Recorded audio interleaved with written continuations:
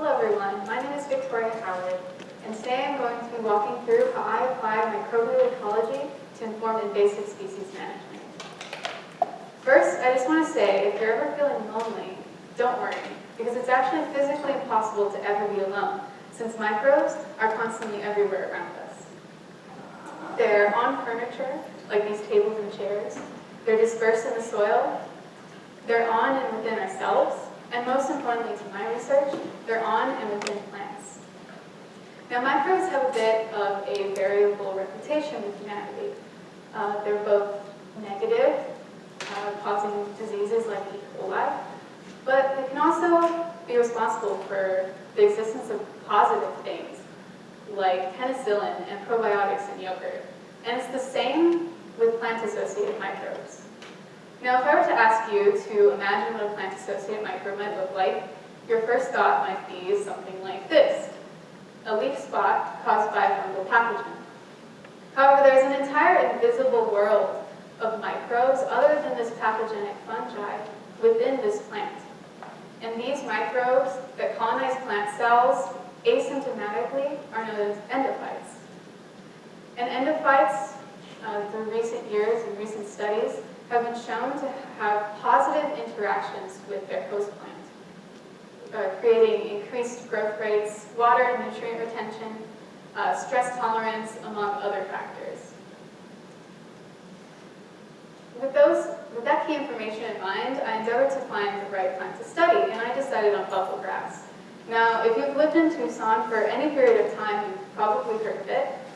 It's an invasive plant that forms dense bunches around key native species and outcompetes them. Alongside that, it also creates more intense and severe fires most native species are just not adapted to. So buffalo grass is an immediate threat in most natural areas. Now, the Sonoran Desert is the most biodiverse desert on the planet, with many species only occurring here. So a loss in biodiversity from invasive species, or more broadly climate change, will result in a loss of functionality for most organisms, including humans, in the long run. So in order to mitigate the impacts of these invasive species, a plan of action is needed. And I like to think of invasive species management as like weeding a garden to keep fruits and vegetables healthy, but on a much larger ecosystem scale, and buffalo grass is no different. Its current management plan consists of a combination of manual pulling and chemical herbicide spraying at certain intervals.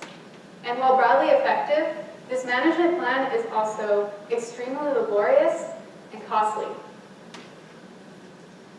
So with that in mind, this is how I apply microbial ecology.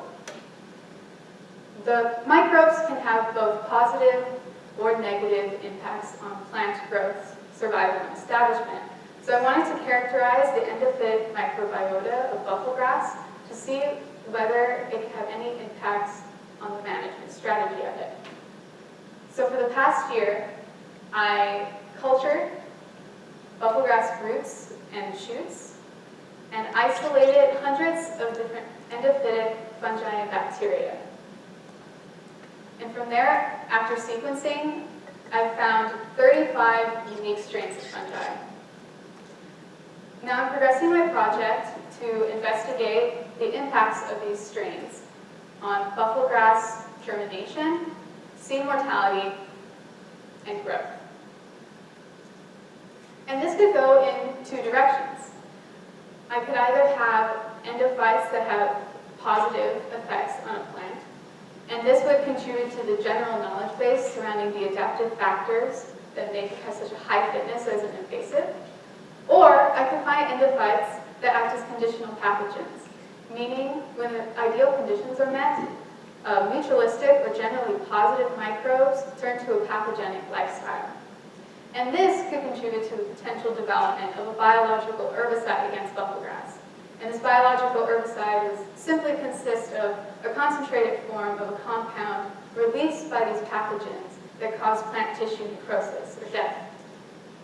And this also has other implications in fields like agriculture, where the positive endophytes that have positive effects on growth could also be tested on crop species in the grass family, Poaceae, like corn and rice.